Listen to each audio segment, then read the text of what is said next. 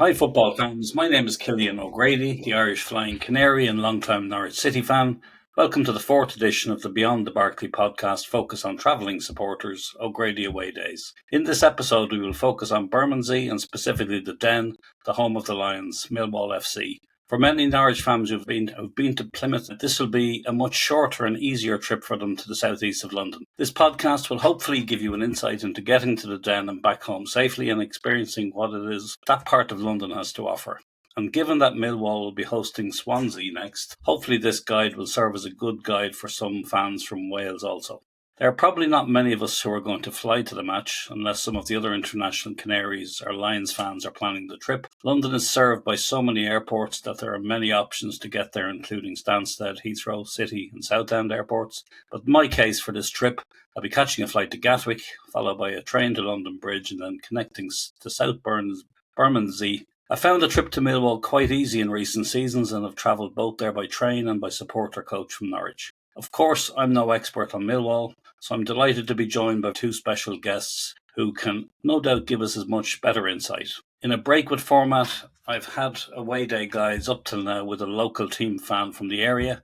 I'm delighted to be joined by a fellow Irishman who does travel to games, a long-time Lions fan from County Clare, the home of Shannon Airport, in the west of Ireland, Gerard Quinlivan, and London-based Canary and member of the Capital Canaries group and columnist with the Pinkin and EDP, Will Jennings. You're both very welcome to the show. Thank you. Good to be here. So, maybe we'll start with you, Will, and tell us a little bit about how you're a Norwich supporter in London. Yeah, no, I grew up in Norwich originally. Went to school there. Both my parents are from Norwich. Neither of whom were huge sort of football fans. No, it was around sort of the 2003-04 season. We won Division 1 under Nigel Worthington that I first became sort of a big fan. I was sort of 6-7 years old probably. It was players like Darren Huckabee. The season after, sort of players like Dean Ashton that sort of, really were my heroes sort of growing up. So, I was in Norwich and growing up basically. I went to school there until I did my A-levels. And then, went to university up in Durham. And now I've been living in London ever since, working sort of sports media and journalism. And still got a season ticket at Carrow Road and get back to, the vast majority of home games. But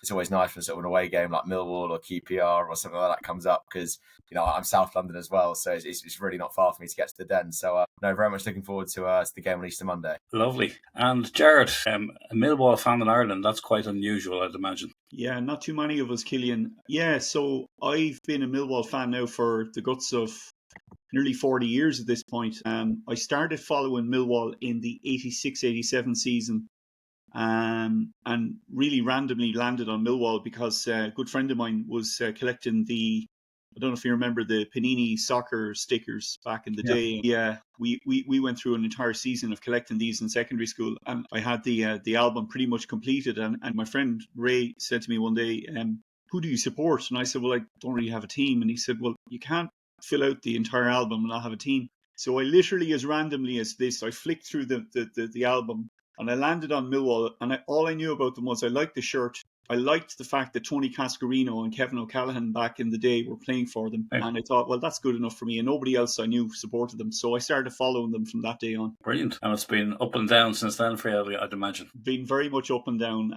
I think as one fellow Millwall fan said to me one time, you don't support a team like Millwall and expect to be a glory hunter. You really have to take the ups and downs along the way. But yeah, there's been a lot of ups, a good few downs as well. But it's been an interesting journey. Okay, and talking about journeys, when you go and travel to a game, how do you typically get there, and what's your match day ritual like? So typically I have to fly because I'm obviously based in the west of Ireland now. So I fly from Shannon Airport straight to Gatwick. A bit like yourself, I get into Gatwick. It's usually an early start for me. It's usually like a 4 a.m. or 5 a.m. start. Flying to Gatwick, get in early, and then I'll usually get a train from Gatwick to London Bridge, and then get the Southern Rail train connecting London Bridge down to South Bermondsey. So that's my match day ritual. It's an early start. It's a long day. I brought my son to his first game back in January of last year to an FA Cup match. It's only when you have another person travelling with you really realise how taxing it can be. Look, I'm a committed Lions fan. I've been a committed Millwall supporter now, as I said, for nearly 40 years. For me, it's a real pleasure. It's a real privilege to be able to go and attend a couple of games every season, go and enjoy the game and mingle with some fellow fans. Brilliant. And what about you, Will? What's your match day ritual like? For a match like this one at Millwall, what do you do on the day? It's an easy one, really. I mean, it's a home game for me. Yeah, I've been to Millwall. I was adding it up earlier. It's probably behind Carrow Road, probably one of the grounds I've been to the most, actually, following Norwich. Probably my 6th or 7th visit there. We normally have a few beers in London Bridge, a pub called the Old Thameside Inn, I think, by the river there. So probably meet there. It's a 3 o'clock kick-off, isn't it? So probably meet there about midday-ish, and then just a short train, obviously, to South Bermondsey and get to the ground. So no, looking forward to it. There's quite a few of us going, actually. So a big contingent that. I mean, some of the other games we've had recently, Plymouth, Burnley, Middlesbrough coming up. It's a bit of a tough sell going to those ones. All of my sort of mates that live in London and support Norwich will be heading to this one. So no, it should be a good day out. Well, absolutely. So we talked about, obviously, the pub you might go to there. What about your end, Gerard? Is there any pub that's popular with Millwall fans? Yeah, so I was thinking about this. I mean, when I started first going, Barnaby was the big pub that all the Millwall fans used to go to before the games, and it was a really popular spot. And I think it shut a number of years ago. I'm not exactly sure when, but I do remember being there my earlier days going to London. When I was a little bit younger and a little bit naiver, I used to venture into all the hot spots. So the Barnaby was always a popular spot. More recently, we tend to spend or congregate more in the Blue Anchor on Southwark Park Road, which is quite near to London Bridge. I know that a good few of the home supporters as well go to Surrey Docks. There's a Wetherspoons down there, and they go for beers. But usually my routine on match days is I'm rarely now in the pubs because I'm such a tight agenda, literally getting into Gatwick, getting to London Bridge, getting out to South Bermondsey.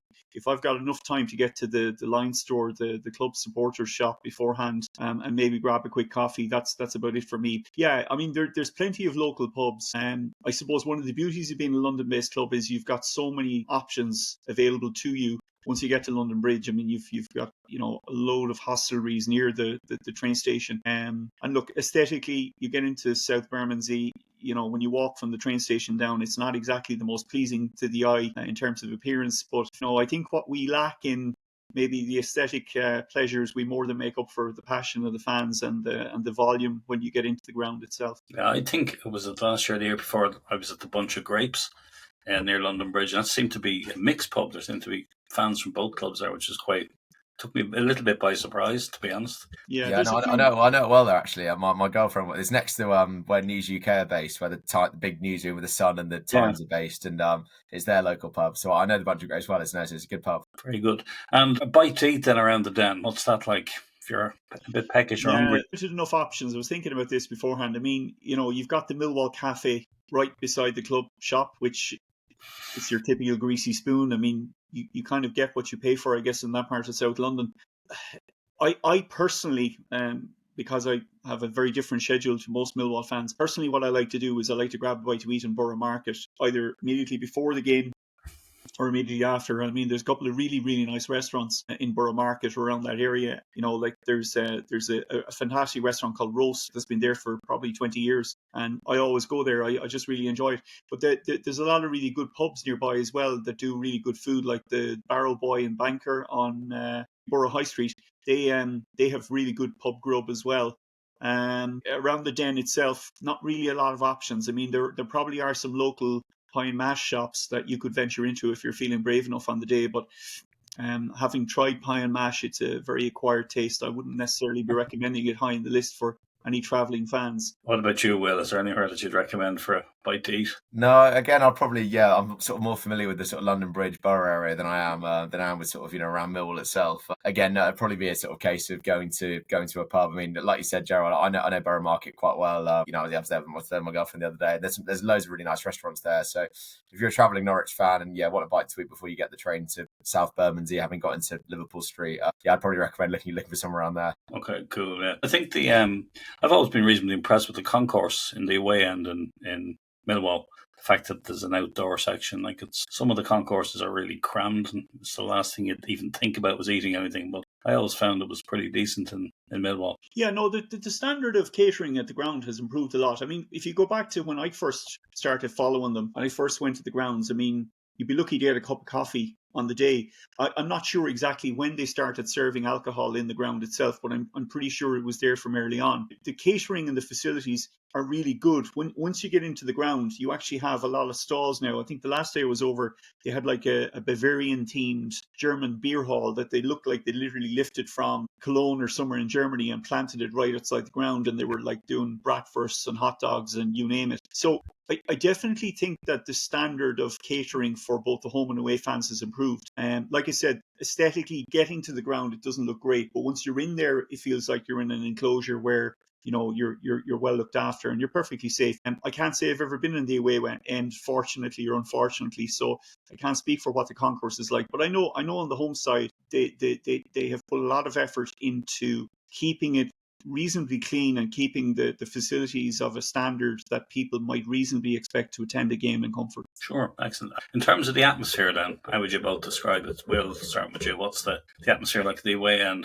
Yeah, no, I mean, and the Den in general, obviously, it comes with the greatest respect, Gerard. Obviously, going to the Den comes with a bit of reputation in terms of sort of Millwall and everything goes around. But I really like it there. I've never sort of had a bad experience there or come across any trouble or anything. I always think it's a really good game to go and watch a good sort of old school game of football. I've seen a lot of debate recently on sort of Twitter around sort of Premier League football. It's all a bit robotic and too sanitised and stuff. But I feel like if you go to a ground like Millwall, you're getting a proper old school ding dong, a proper battle. I love the pre-match playlist. I love when London Calling plays by The Clash, and when you sing that sort of Mill chant and it all sort of reverberates around the ground. It's a really good ground to go to, and I think it'll be a really good atmosphere. I think on Easter Monday, the club have kindly subsidised tickets for Norwich fans, all the players and the managers. So I think that'll be an incentive for sort of even more fans to come. So I'll be hopeful of, I don't know what you think, Cillian, but 2,500, 3,000 fans probably hopefully behind the goal. And I think it'll be a really good atmosphere. But it's always a really good ground to watch football. You know, you're going to get a proper old school game, and a bit of sort of antagonisation between the home and away fans is probably natural. And we've got a decent following like that. But yeah, no, I'm really looking forward to it. I think a really good atmosphere. Yeah, I mean, I saw you wrote a piece on that about the subsidising. What's your thoughts on the players and the coaches not subsidising the match? Yeah, no, I think it's a really good gesture. You've been to probably more away games than I have this season, Cillian. I've been to about 15 or so, but it's not been an easy ride for Norwich fans following their team away from home this season, and it's been a while since the club made a gesture like this. So I think it was well timed. I think it's a game that we probably would have brought quite a lot of fans to anyway, because Millwall away from Norwich is actually probably one of the closer ones, really looking at the geography of the Championship. And no, I think it's a really good gesture. And if it means that it's a sold out, atmospheric, sort of raucous away and behind that goal, it can only be a good thing. So fair play to Johannes Thorup, Ben Napper and his players, and hopefully it makes for a really good atmosphere, and hopefully they can give us a day out to remember in the capital. There you go. And Gerard, what's it like as a home fan there? I think it very much depends on the day, on a couple of factors, Cillian. I think it depends obviously on the opposition. I mean, if it's a local rival, like if we're playing Crystal Palace or we're playing West Ham at home, well then, I mean, the noise is going to go off the Richter scale inside the ground. And it also is very much dependent on how the team is performing. I suppose I referenced it earlier. I mean, there's a kind of a bipolarism of being a Millwall fan. You have to expect, and you tend to expect the worst and hope for the best. Honestly, we wouldn't be real Millwall fans, wouldn't consider themselves proper Millwall fans if they were entering into any game in confident frame of mind. But there's just something electric when you get inside the ground. It just takes on an atmosphere of its own, and there's a real tribal, almost primal feel to the ground when the place is full. And I've been lucky enough now to be at a few matches over the years where the ground is pretty much full. You've got nearly 20,000 seaters capacity in there. You've got a full away end. Usually it's the top tier of the away end only, because they obviously want to keep a certain amount of distance depending on the opposition away from the away fans and home fans. There's a feeling in the Den, when the Den is full and when it's really rocking and the team is performing on the pitch, it's like everybody in unison just creates this cauldron, and it makes it really, really difficult definitely for the opposition on the pitch, whatever about off the pitch. I'll go back to an FA Cup game a couple of years ago, Leicester City against Millwall. Leicester were the Premier League champions. Ben Chilwell was playing for Leicester that day. Came out to the Barry Kitchener to take a throw in, and he got a roar from the Millwall crowd, and he decided, sod that, I'm leaving the ball where it is, and he made someone else take the throw in. And one of the Millwall players said to him afterwards, why didn't you take the throw in? He said, you must be joking. He said, I'm not going anywhere near that lot. That kind of atmosphere, I think a lot of Millwall fans play up on that, the fact that we have this intimidatory atmosphere in the ground. But I've been at other games where it's been dull as dishwater. I mean, I've been at midweek games when I've been over in London where you could be playing a midweek league game. There's nothing in it for either team, and frankly, if only 5,000 Millwall showed up and there's a half-empty ground, it could be as dull as dishwater. But that being said, if there's a little bit of a bite in the game, if there's one bad tackle from the opposition, those 5,000 Millwall will sound like 25,000 when they start roaring. So yeah, it's a brilliant atmosphere for a home fan. And obviously, you've got the as Will mentioned, the pre-match music that goes on. And I think the best moment of the day for me as a home fan is if they win the game and Rockin' All Over the World comes out in the speakers. Well, then that's like the signal that it's been a good day out. If that music doesn't come on cue, well, then you know that it's not been one of those days, unfortunately. And in terms of chants, what are we going to hear from the Millwall fans? Well, I mean, the sanitised ones are going to be, you're going to hear Let 'Em Come. You're going to hear, No One Likes Us. And that's been there since the early 70s. And you're probably going to hear some version of criticism, putting it mildly, of the opposition fans and of the linesmen on whatever side of the ground has made the worst decisions. And I mean, I've been there and witnessed some absolutely horrific abuse and some really funny abuse being hurled at people. It's not a ground that any opposition player or team or supporter would enter thinking, well, it's going to be a cushy day out and we're going to have a nice, pleasant ambience to the ears. You don't go to Millwall expecting that you're going to a tea party. You're going to a ground where, as I said, it's tribal. It's a little bit feral, and in some ways, it's something that I think is missing in the Premier League. You see the Premier League now, and it's so banal. It's so sanitized.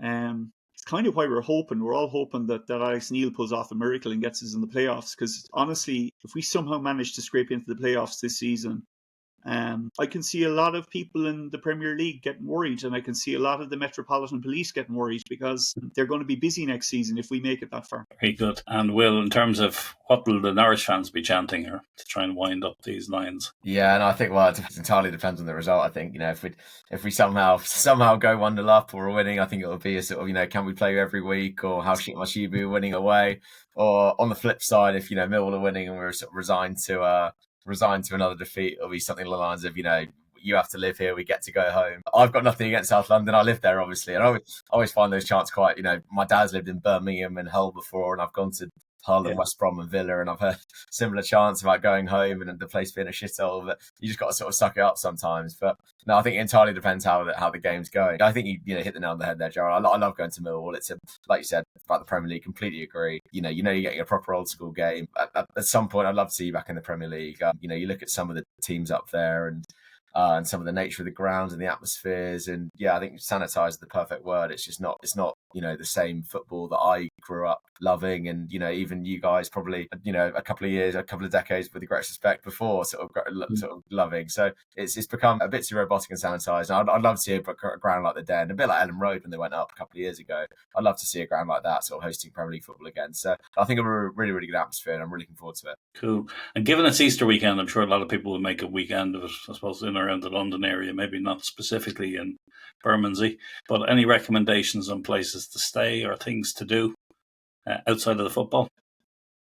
It's difficult. I live in Oval. I live next to the cricket ground, the Oval, basically. Right. I mean, other than that, other than your sort of bog standard London tourist destinations, there's not many things I can put my finger on. I don't know if you've got any, Gerard. You could chip in with and rescue me. But I view it through a completely different set of lenses, because you obviously live in London. For me, going to London is a pleasure because it's a trip. It's a day out to go to the football, but I usually try and build in something around it. So I'm a big history buff, so I love the museums. I love going to, for example, the Imperial War Museum in Lambeth. I think there's a phenomenal place to go. I loved going to see Shakespeare's Bowl on the southern banks or the south banks of the Thames. I love going in around Borough Market.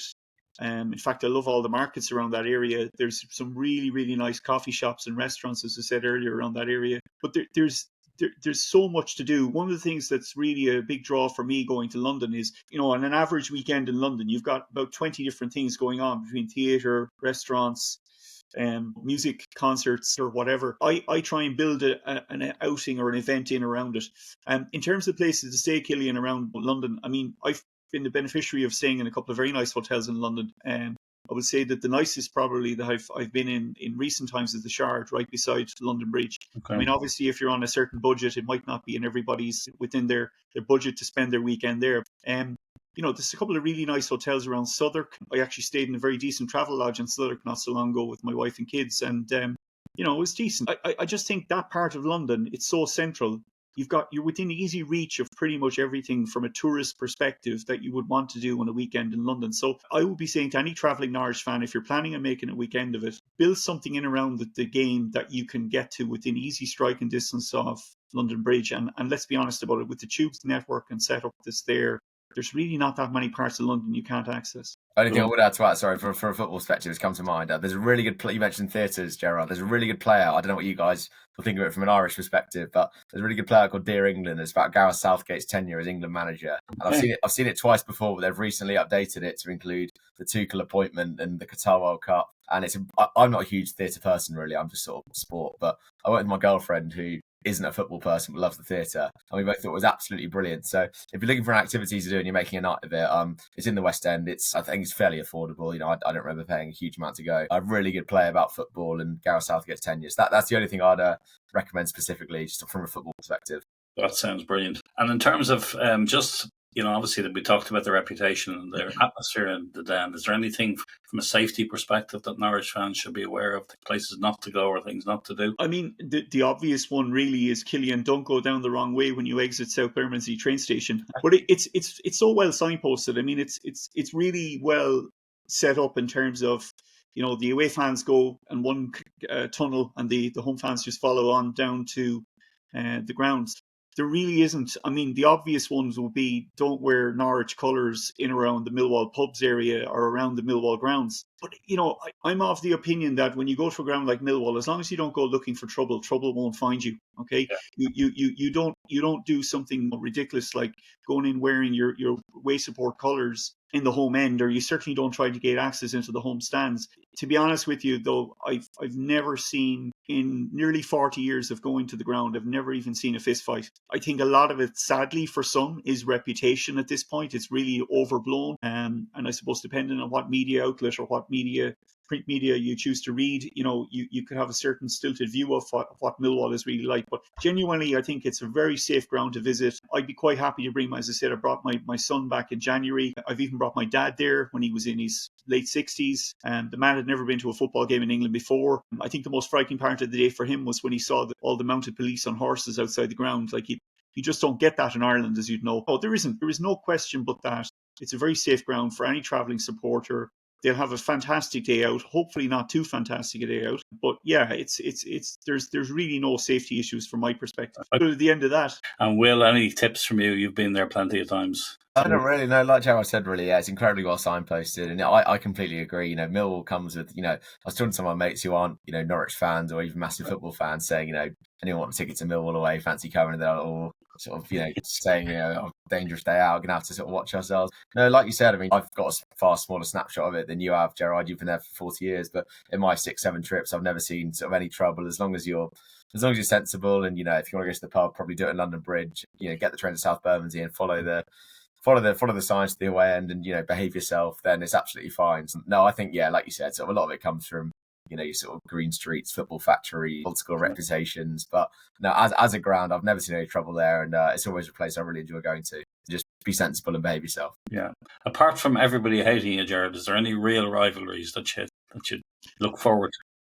I think the unquestionable one, it depends on your age as well, Cillian. I mean, for the real old Millwall supporters, older generation than my own, West Ham were the big rivals and still are. I mean, every year when the third round of the cup draw is coming up, you literally have every Millwall fan itching for West Ham, either at home or away, because that's the big draw, that's the big rivalry. In my period of following them, Palace originally, back in the 80s, would have been the big rivals. Charlton to a lesser extent, because Charlton are kind of have yo-yoed up and down between the divisions. I think it's the most one-sided derby in the whole of British football. Millwall Charlton. It's been like something like 14 years since just Charlton actually beat us.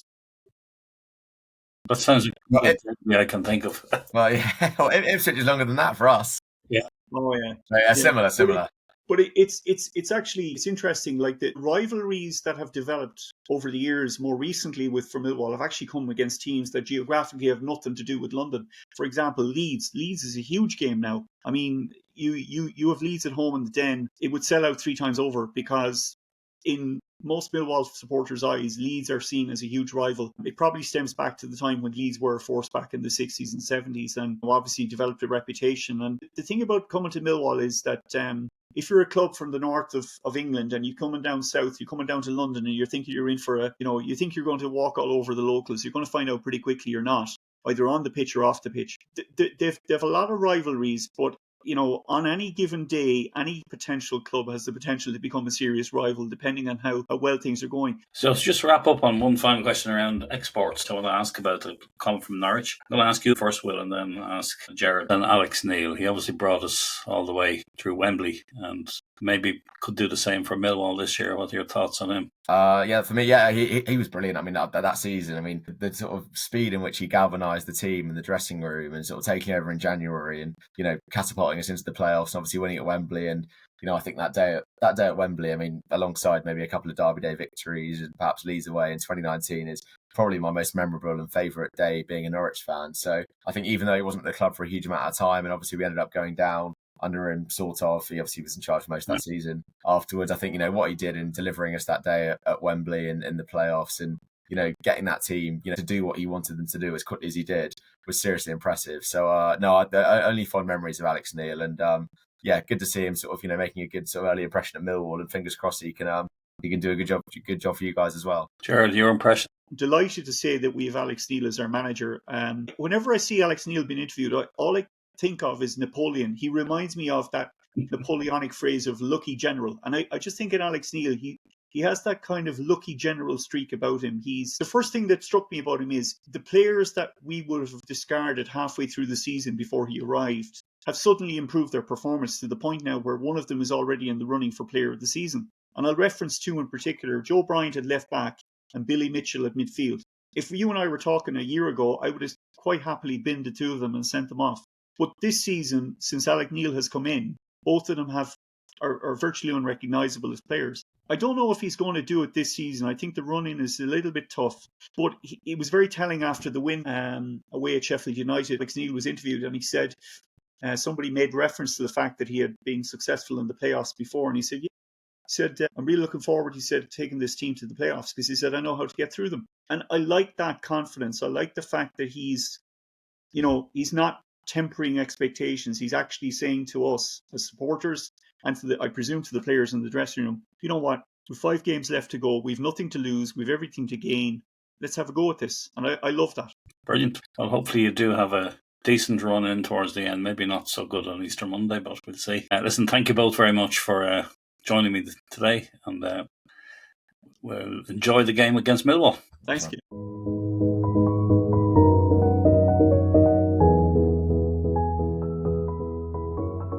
That's it for this episode of Beyond the Barkley. Thanks so much for listening. Your support means the world to us. Don't forget to follow or subscribe on your favorite podcast platform and leave a review if you enjoyed the show. You can also catch all our episodes on Apple Podcasts, Spotify, and YouTube. And if you've got any questions, stories, or topics you'd like us to cover, get in touch. We'd love to hear from you. Until next time, on the ball, City.